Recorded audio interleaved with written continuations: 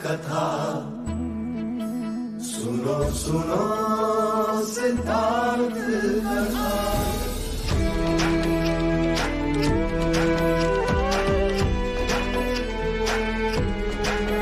संसार में दुख का कारण क्या, संताप शोक का निवारण क्या। संसार में दुख का कारण क्या, संताप शोक का निवारण क्या। इस खोज में सब कुछ त्याग दिया, हर वैभव से वैराग लिया। वो सृष्टि से संयुक्त हुए, सिद्धार्थ से गौतम बुद्ध हुए।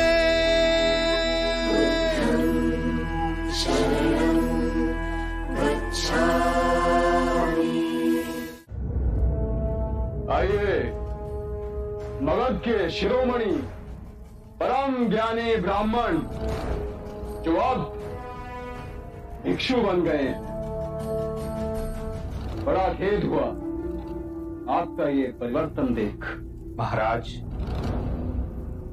यदि आप मेरी दीक्षा से क्रोधित हैं तो मुझे भी खेद है। उतना खेद नहीं जितना हमें है।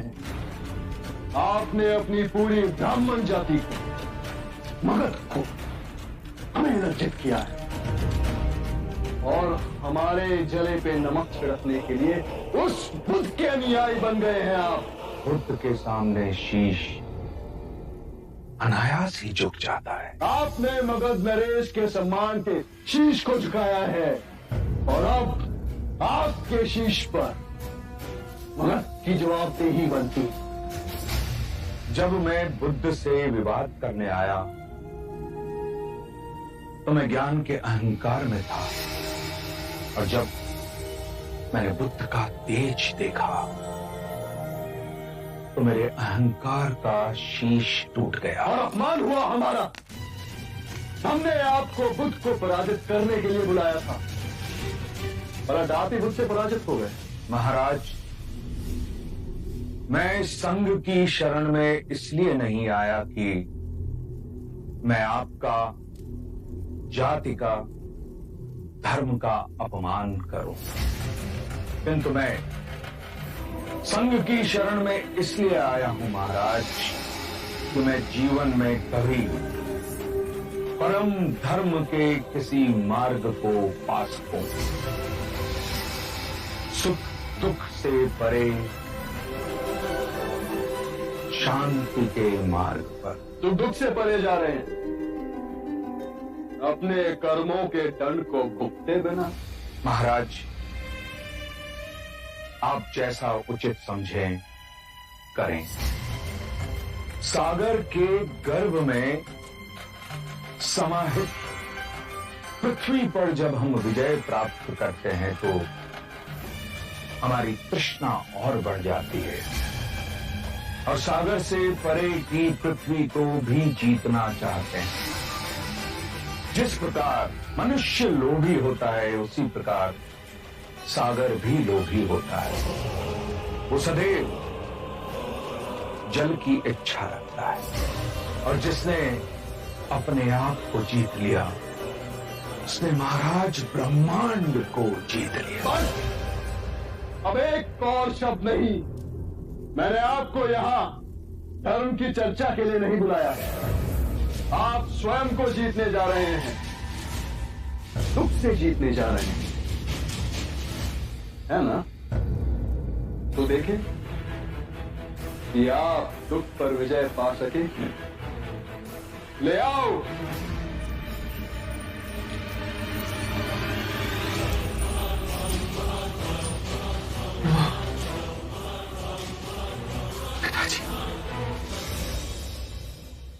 तो परम ज्ञानी सोनदान, अभी तक आप अपने सुख और दुख ऊपर नहीं हो सकते। आपका दोषी मैं हूं, तो फिर मेरे माता पिता को क्यों दंड दे रहे हो?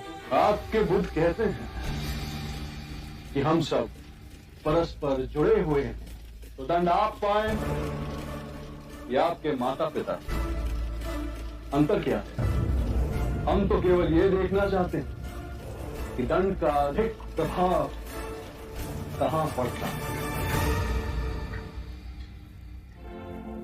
मुझे क्षमा कर दे। पुत्र, तुम जी छोटा न करना। तुम जिस पथ पर चले हो उसे सिद्ध हो गया है कि ब्राह्मण वही है जिसे परम ज्ञान प्राप्त करने की सच्ची लगन है। हमारा आशीष सदैव तुम्हारे साथ है। ले जाओ इन्हें।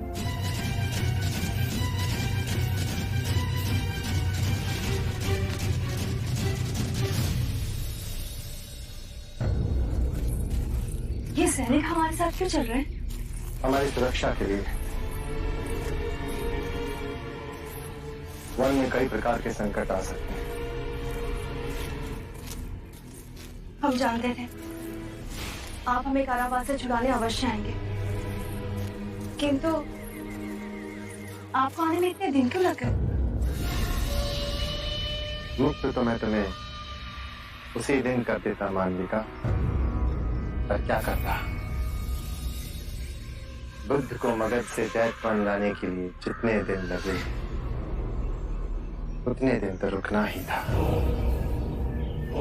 पर अब बुद्ध दैत्यवन पहुंच चुके हैं। समय आ गया है कि तुम्हें भी वहां पहुंचा दिया जाए जहां तुम सदा सदा के लिए सुरक्षित रहो। धन्यवाद।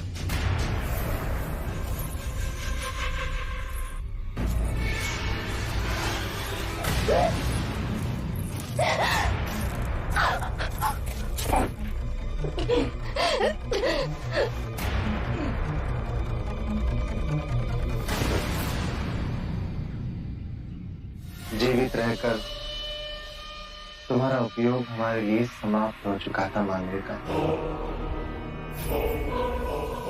पर तुम्हारा शव हमारे बहुत काम आएगा।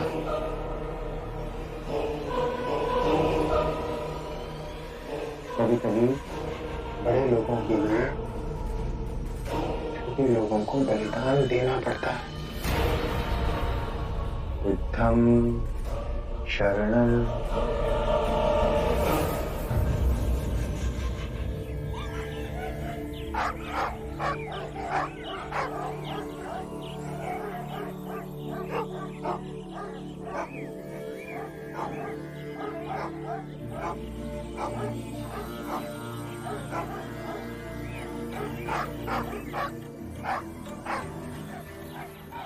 सुबह से इतना शोर मचाया हुआ है कि इन पंछियों और श्वानों के कोलाहल से आपका ध्यान भंग नहीं हो रहा? जो ध्यान कोलाहल से भंग हो जाए उसे ध्यान नहीं कहते। क्षमा बुद्ध। कुछ तो है जो इन पंछियों और श्वानों को संताप दे रहा है। जाकर देखो क्या है कुटिया के पीछे जो ये इतने उत्तेजित हो रहे हैं।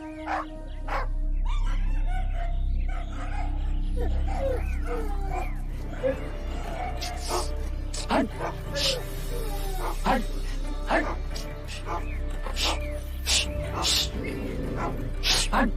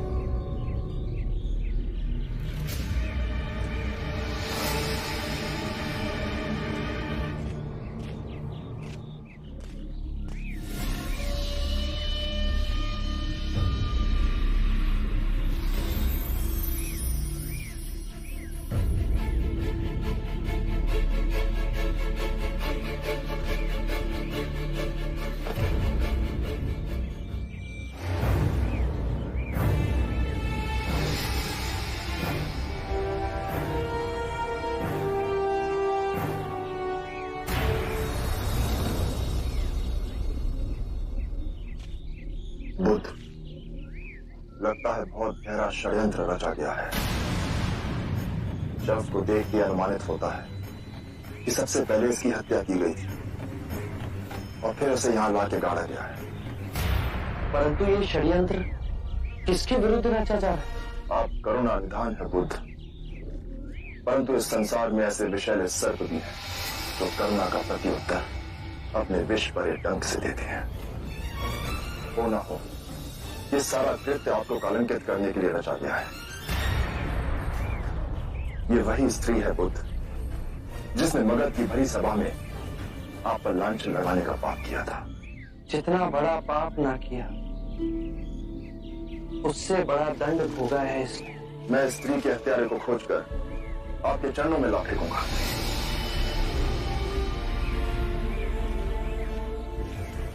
आनंद, इसके अंतिम संस्कार की व्यवस्था कीजिए।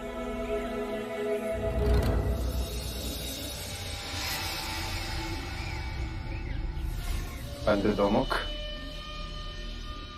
कल प्रातः तक ये बात पूरे गांव में फैल जानी चाहिए। अरे सुनिए सुनिए, क्या हुआ क्या हुआ? बुद्ध की कुटिया के पीछे एक स्त्री का शव मिला है। अरे हाँ बिल्कुल, हमने सुना है कि उसे गला घोट के मार दिया गया है। बिल्कुल। हाँ क्या ये सत्य है? अरे हाँ बिल्कुल सत्य है। वाह वाह वाह, आ गए मुंह उठा के। हाँ, कैसे भोले बन के खड़े हैं जैसे कुछ हुआ ही ना हो। हाँ देखो कैसे मुंह उठा के आ हमें क्या लगता है हमारा पाप छूट जाएगा? ये ढोंगी है और बिल्कुल भी लज्जा नहीं है। चले जाओ यहाँ से, चले जाओ, जाओ यहाँ पर। ओम भगवते विच्छाम देहि।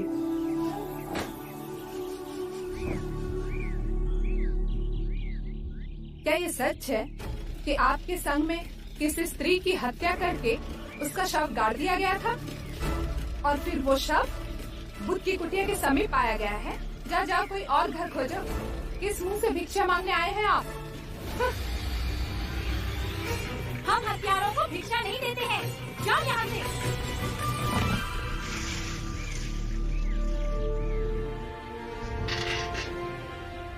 बहुत प्यासे लग रहे हैं, जल लीजिए।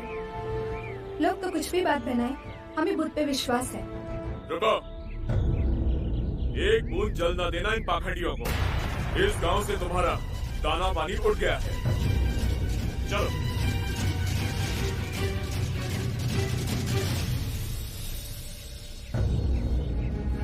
इनका स्वास्थ्य पहले ही ठीक था और जब से गांव वालों ने भिक्षुओं का बहिष्कार किया तब से इसके गले में अन्न का एक दाना नहीं उतरा। अगर इसी तरह से भूखा रहा तो इसके प्राण निकल जाएंगे। वो अज्ञानी है जो आप पर ऐसे लांछन लगा रहे हैं। क्षमा कर दो,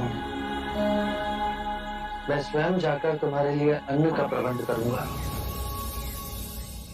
कैसे विश्वास दिलाएं गांव वालों को कि उस स्त्री की हत्या में हमारे संघ का कोई हाथ नहीं।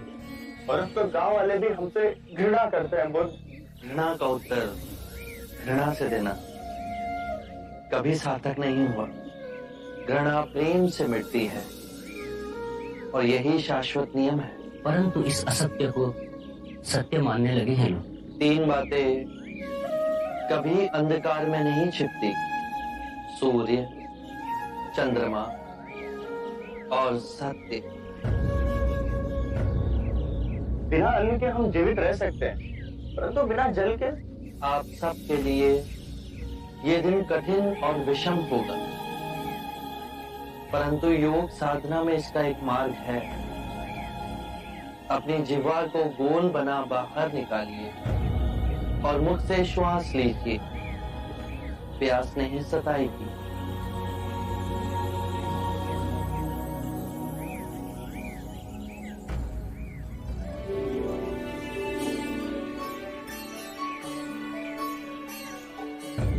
ये फलों की टोकरियां कहां से आई? कदाचित हमारे संघ की परिस्थिति की जानकारी पूरे प्रदेश में फैल गई। क्षमा करना हमें बुद्ध, पहले पता ना था। मार्ग में जो बन पाया ले आए। जिसे बुरा कहते हैं, अगर उसके 10 हाथ हैं, तो जो अच्छा है उसके 100 हाथ हैं। इसे ले जाइए।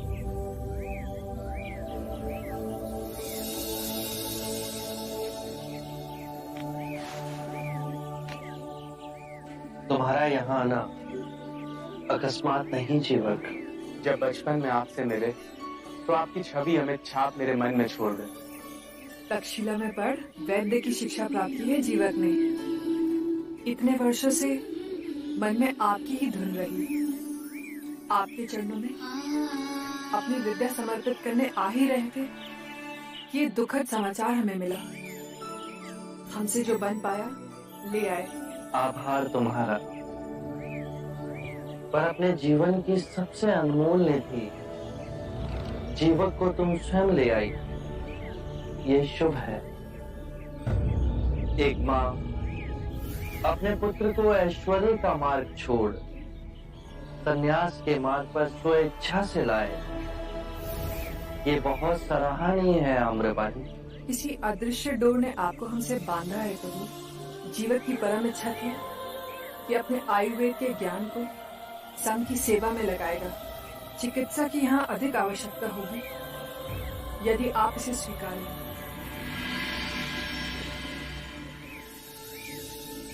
हमारा एक भिक्षु अंदर ज्वर से तप रहा है। कहाँ?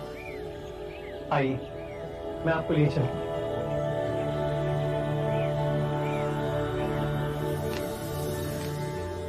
आम्रपाली, भिक्षुओं के लिए अन्न जल का प्रबंध कर। तुमने महान कृत्य किया है, परंतु संघ को एक वैद्य देकर संकट के समय तुमने हमारी सहायता की है आम्रपाली।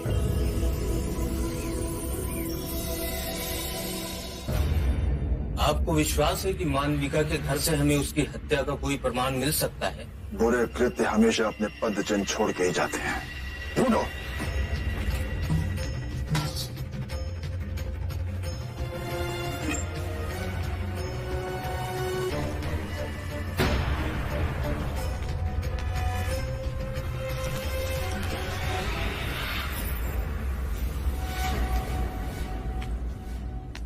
इतना कीमती हार और इस झोपड़ी में?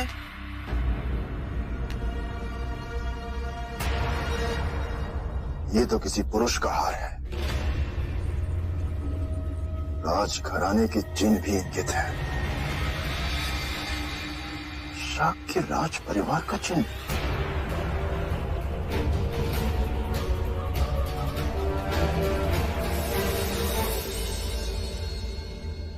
ये हार हमें मानविका के घर से मिला। इस पर शाक्य देश का चिन्ह देख कुछ समझ नहीं आया हमें। सोचा तुरंत आपके पास ले आऊं। ये देख के तो लगता है कि मानविका का संबंध शाक्य देश के किसी राजस्वी व्यक्ति से था। हो ना हो, वो व्यक्ति आपको कलंकित करने की चेष्टा कर रहा है। मुनिवर, आपके अनेक भिक्षु स्वयं शाक्य राजकुमार हैं। क्या उनमें से किसी को इस हार के संबंध में कुछ पता है? आभूषणों का परित्याग किए मुझे असंख्य वर्ष हो गए। मुझे इनकी पहचान भी नहीं। मेरे संघ में कोई भी आभूषण नहीं पहनता।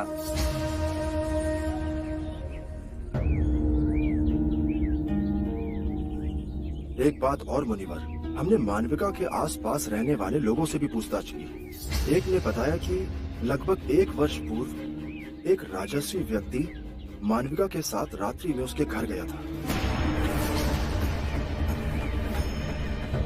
बुद्ध, ये बात और स्पष्ट कर देती है कि ये सारा कृत्य रचा गया है आपको और भिक्षुओं को कलंकित करने के लिए। इस दुखदपूर्ण घटना से आपका कोई संबंध नहीं है। ये सुनकर महाराज प्रसन्नजीत अत्यंत ही प्रसन्न होंगे। मैं कल से ही आसपास के सारे गांव में ढोल पिटवाते हुए संदेश भिजवाऊंगा कि बुद्ध और उनके सारे भिक्षु निर्दोष हैं। आपके संघ को लेकर लोगों ने जिस प्रकार का विष उगलना शुरू कर दिया है, अब उसे समाप्त होना चाहिए।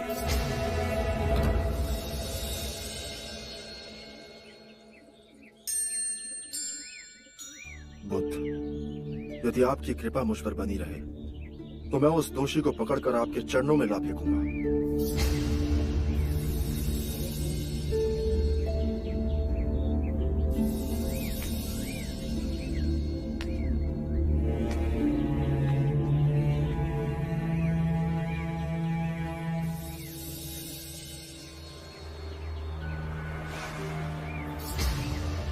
बुद्ध, 1 वर्ष पहले हमारे संघ में शाक्य कुंभ से दीक्षा लेने वाला तो एक ही व्यक्ति है, देवदत्त। मुझे लगता है कि इस कृत्य के पीछे देवदत्त का ही हाथ है। क्या तुम्हारे पास कोई प्रमाण है कि ये कार्य देवदत्त ने किया है? नहीं। तो फिर देवदत्त पर संशय मत करो। सत्य कभी छुपाया नहीं जा सकता। और यदि यह घटनाक्रम देवदत्त के द्वारा घटित हुआ है तो सबसे अधिक मुक्ति की आवश्यकता देवदत्त को है। और यदि देवदत्त अपराधी है तो उसका अंतर्मन उसे कठोर दंड देगा और वो इस पीड़ा से बचना चाहेगा। जिस प्रकार अंगुलीमाल का रूपांतरण अहिंसक में हुआ, उसी प्रकार देवदत्त का भी होगा। मनुष्य केवल अपनी अंतरात्मा को जगाने से बदलेगा।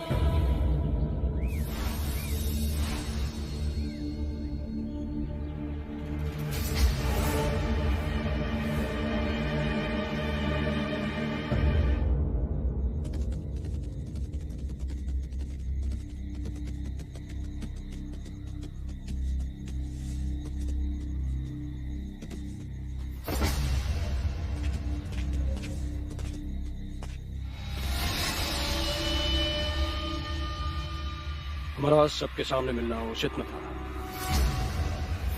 तुम्हारा संदेश पाकर मैं समझ गया था। संघ का क्या समाचार है देवदत्त? मेरी माँ कहा करती है मित्र कि ये सिद्धार्थ प्रबल भाग्य लेके पैदा हुआ है। मालविका का उपयोग करके मैंने संघ में आग तो लगाई है, लेकिन लगता है कि ये आग मुझे ही जला के भस्म कर देगी। तुमने भी तो सोमदंड को मारा बनाकर मात खाई है हमने समस्त मगध के सामने, किंतु हार नहीं मानी। प्रयास जारी है हमारा, जाल फैलाते रहेंगे। कभी ना कभी तो हमारे जाल में अवश्य फंसेगा। बुद्ध। मित्र, क्या तुम मुझे अपने कुछ विश्वसनीय लोग दे सकते हो जो वेश बदलकर भिक्षुक बन संघ में शामिल हो सके? और मुझे एक वन भी चाहिए भेंट में, जहां पे केवल मैं और भिक्षु जा सके। हम तुम्हें दोनों दे सकते हैं देवदत्त, किंतु तुम करना क्या चाहते हो? बुद्ध बड़ी शांति में स्थिर है ना?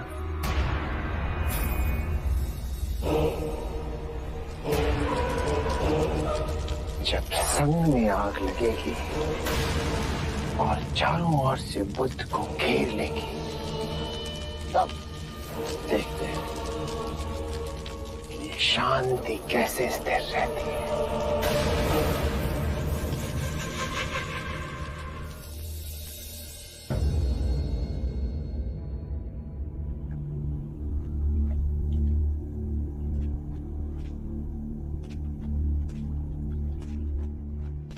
विचलित ना हो महाराज, बुद्ध अवश्य आएंगे। बुद्ध के पावन हाथों से यदि ये विधि होगी तो धन्य हो जाएंगे हम। महाराज, बुद्ध आ गए।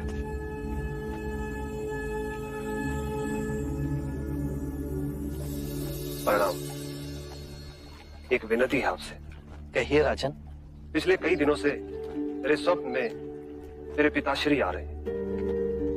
मैंने ब्राह्मणों से भी इसका अर्थ पूछा तो उनका कहना था कि तुम्हारे पिताश्री को शांति नहीं मिली, उनके लिए पूजा करनी हो, यज्ञ संपन्न करना होगा। आप तो परम ज्ञान का स्वरूप है, तो विनती है आपसे कि पूजा विधि आप ही के हाथों से हो, जो मेरे पिताश्री तक पहुंचे, उन्हें मुक्ति मिले, जीवन मरण के इस चक्र से वो मोक्ष पाले। अवश्य राजन।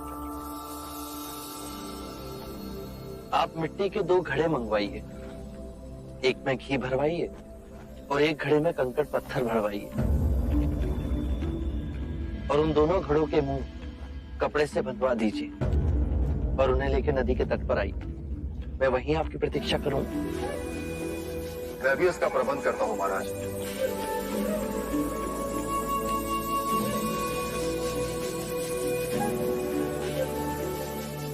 महाराज, अब आप इन दोनों घड़ों को पानी में डाल दीजिए।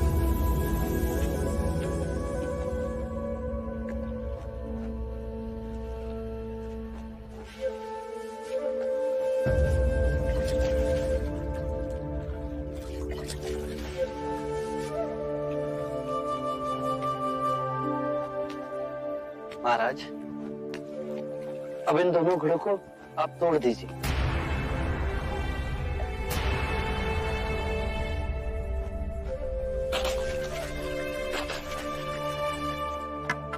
महाराज, अब आप ध्यान से देखिए, घी ऊपर और पानी पर तैरने लगा। अब बताइए, मेरे या किसी और के पूजा पाठ करने से क्या ये घी नीचे बैठ सकता है? असंभव, ये तो घी का स्वभाव ही नहीं। सत्य कहा आप। उसी प्रकार किसी भी पूजा पाठ, विधि विधान, कर्म कांड के द्वारा पानी के अंदर डूबे हुए कंकड़ पत्थर क्या ऊपर आ तैर सकते हैं? नहीं बुद्ध, ये तो प्रकृति के नियम के विरुद्ध है। तो हम प्रकृति से भिन्न कैसे हो? हम भी तो प्रकृति का ही रूप है।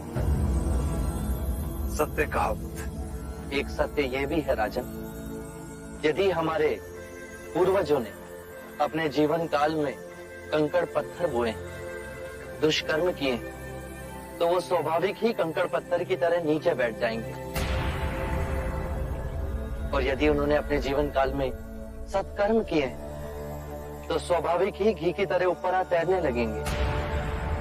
जो बोएंगे वही काटेंगे। परंतु इस शरीर रूपी जीवन काल में ही नहीं, अपितु इस शरीर रूपी जीवन काल के पश्चात वाली यात्रा में भी हम जैसे कर्म करेंगे वैसा ही फल मिलेगा। अब बताइए, इस प्रकृति के नियम को कोई पूजा पाठ, कर्म कांड, विधि विधान, यज्ञ हवन मिटा सकता है? राजन, मैं भी इसको नहीं बदल सकता। केवल अच्छे कर्म ही मनुष्य की मुक्ति का द्वार खोलेंगे। ये कैसी तलवार है आपके हाथ में, जो एक क्षण में सारे झूठ काट केवल ज्ञान को प्रकाशित करती है। ना जाने कितने जन्मों और भटकता में यदि आपकी कृपा ना होती, इस एक क्षण में आपने अपनी अदृश्य तलवार से मेरे अहंकार का सर भी काट दिया। धन्य है प्रभु।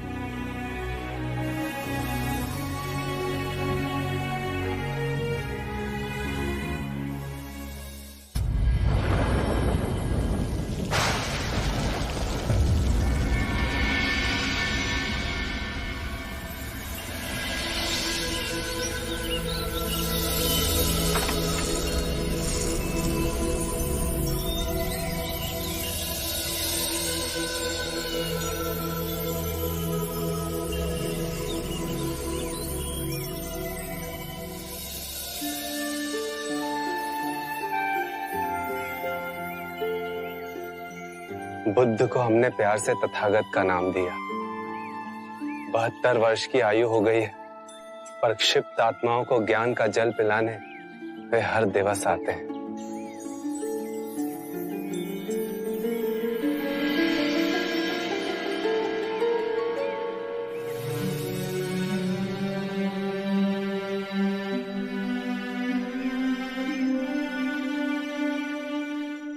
कितनी ही ऋतुएं आई और गईं, कितनी ही बार इस धरती ने करवट बदली, कितने ही राजा और महाराजा आए और चले गए, किंतु हम कितने भाग्यवान हैं कि बुद्ध के उपदेश हमें आज भी इन परिवर्तनों में शांत और स्थिर रखते हैं।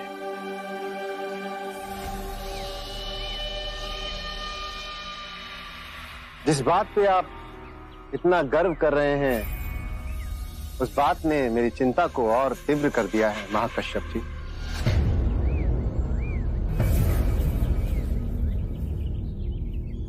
मैं आपसे अपनी और अपने जैसे कई और भिक्षुओं की ओर से एक प्रार्थना करना चाहता हूं।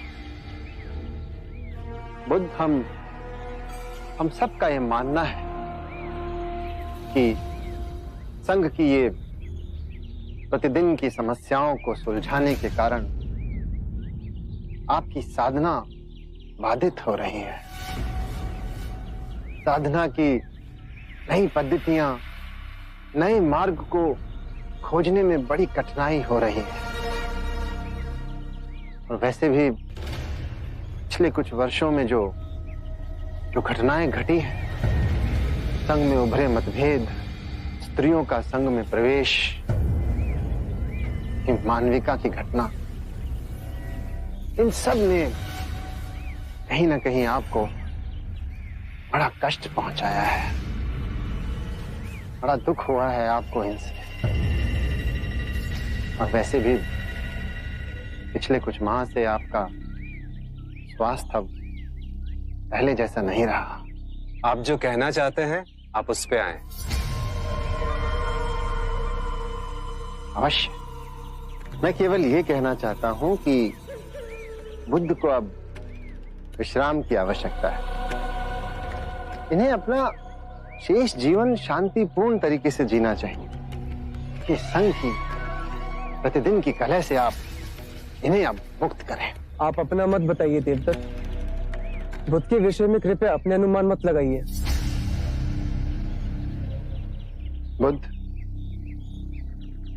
मेरा ये मानना है कि आपको संघ के संचालन में अब कष्ट होने लगा है। आप स्वयं को अब इस कार्यभार से मुक्त करें, निवृत्त हो।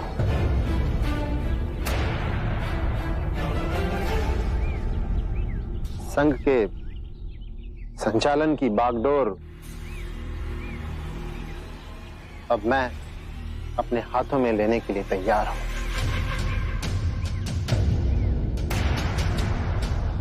सभी भिक्षुओं के नेतृत्व का बेड़ा मैं उठा लूंगा, आप निश्चिंत रहिए।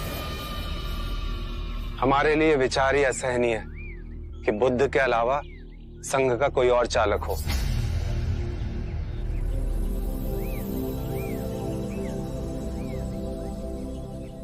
देवदत्त, तुम्हारा बहुत बहुत आभार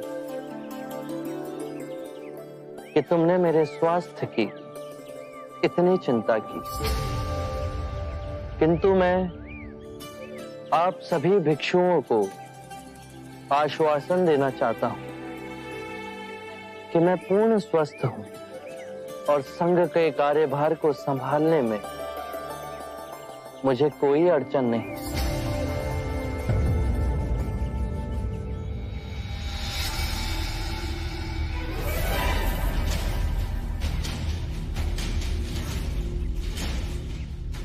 देखिए आप बुद्ध, और केवल यही नहीं, इनके अलावा और भी बहुत से भिक्षु हैं बुद्ध जो मेरी बात से सहमत हैं।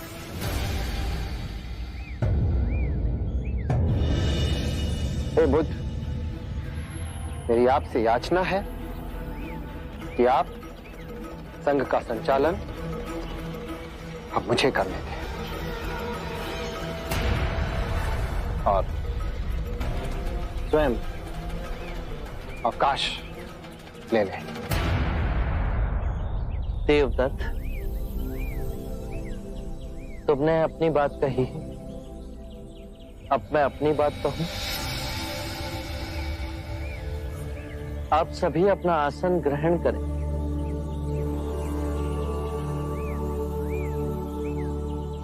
देवदत्त मुझे अति तीव्रता से अवकाश दिलाने पर तुले, परंतु यदि कभी ऐसा अवसर आया कि मुझे संघ का कार्यभार किसी और को सौंपना पड़े, तो देवदत्त से अधिक योग्य, परिपक्व, कुशल भिक्षु इस संघ में हैं, जो देवदत्त से कहीं अधिक कुशल और गुणी हैं।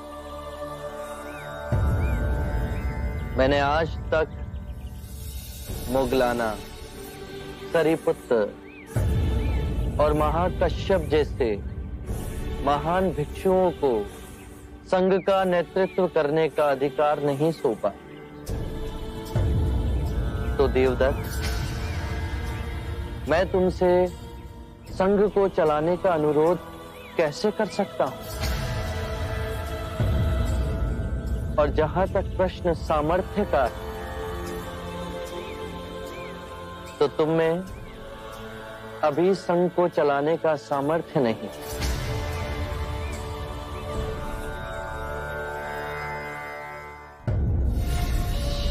देवदत्त जी, दिल छोटा मत कीजिए। संघ की बागडोर इतनी आसानी से हाथ में नहीं आएगी। अंत में निकला तो वही ना। बुद्ध भी सामान्य मनुष्य की भांति सत्ता के लालची ही निकले। अपना आसन किसी दूसरे को देने में संकोच कर रहे हैं। ये बुद्ध जब सिद्धार्थ थे ना, तब भी इनकी मनोवृत्ति बिल्कुल ऐसी ही थी। सच में? और क्या, तब भी हर बात पे ये प्रतिद्वंद करने की इनकी महान प्रवृत्ति है, ऐसी थी। जैसे मेरी हर बात का विरोध करने के लिए महान पुरुष धरती पर अवतरित हुए। लोग कहते हैं कि सिद्धार्थ बुद्ध हो गए। आश्चर्य। लक्षण तो आज भी वही है, वही के वही सिद्धार्थ के। ये तब भी मेरा शत्रु था, ये आज भी मेरा शत्रु ही है। लेकिन अब इसकी मनमानी चलने नहीं दूंगा, नहीं चलने दूंगा बुद्ध तेरी मनमानी।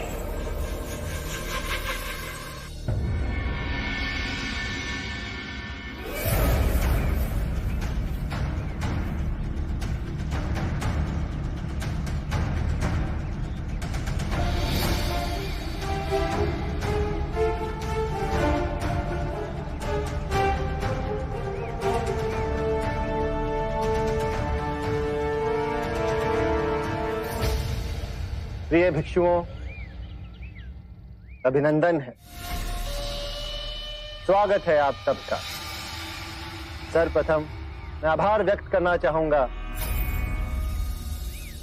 हमारे महाराज अजातशत्रु का, जिन्होंने गयासीस वन की ये भूमि हमें दान भेंट की। आभार है हमारे कुलगुरु का, जिन्होंने सदैव हमारा समर्थन किया। प्रिय भिक्षुओं, आप में से अधिकांश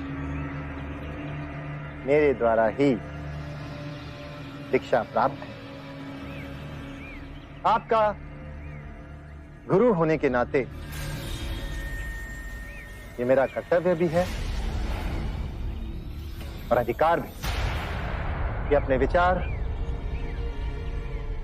और अपनी चिंता आप सबके समक्ष मैं रखूं। आज मेरी चिंता का केवल एक ही कारण है, संघ का संचालन। मैंने आदरणीय बुद्ध से हाथ जोड़कर कई बार ये विनम्र निवेदन किया कि वे संघ से निवृत्त होकर साधना की नई पद्धतियां नए विचार और नए मार्ग को खोजें, जिससे आप सभी भिक्षुओं का कल्याण हो सके। किंतु बुद्ध ने मेरी बात नहीं मानी। मैंने हाथ जोड़कर उनसे विनम्र निवेदन किया कि बुद्ध, हमारे संघ पे ये आरोप है, यहां पे केवल क्षत्रियों को और ब्राह्मणों को प्रवेश मिलता है। आप स्वयं देखिए कि बुद्ध के प्रथम अनुयायी राजघराने के ही लोग हैं। जो बचे खुचे रिक्त स्थान हैं उन्हें ब्राह्मणों ने भर दिया। यही बात मैं बार बार बुद्ध को समझाने का प्रयास करता हूं कि हमारे संघ में निम्न जाति के वर्ग के लोगों को ही प्रवेश मिलना चाहिए। लेकिन बड़ी कठोरता के साथ बुद्ध मेरे इस प्रस्ताव को ठुकरा देते। अरे, ये तो बहुत बड़ा अन्याय है। हमारे महाराज स्वयं इस बात से कितने चिंतित हैं और इसीलिए मैंने अपने समर्थक भिक्षुओं को अलग से यहां पर बुलाकर ये बात समझानी अनिवार्य समझी। मैं आपसे अनुरोध करता हूं कि कृपा करके आप इस बारे में विचार अवश्य करें। यदि आप चाहें तो बुद्ध के पास जाकर मेरी बात दोहरा सकते हैं और उन्हें यह समझाने का प्रयत्न करें कि आज संघ में परिवर्तन अनिवार्य है और यदि ये परिवर्तन नहीं हुआ तो यह संघ निश्चित रूप से बिखर जाएगा। आप सब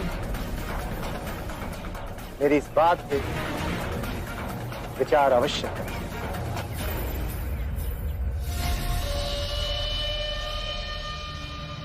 महाराज, ये देवदत्त भिक्षुओं को इकट्ठा करने की अपनी चिंता जता रहा है या फिर उन्हें बुद्ध के विरुद्ध इकट्ठा कर रहा है? कुलगुरु, इसे ही राजनीति कहते हैं। बस एक बार इस फूट की सूचना हर संघ में गूंज जाए, फिर देखते ही देखते बुद्ध का संघ टूट के बिखर जाएगा। आरंभ हो गई निर्वाण प्रथा, सुनो सुनो ये बुद्ध कथा। इस शरीर रूपी जन्म में ही नहीं, शरीर के पश्चात वाली यात्रा में भी जैसा कर्म होगा वैसा ही फल होगा।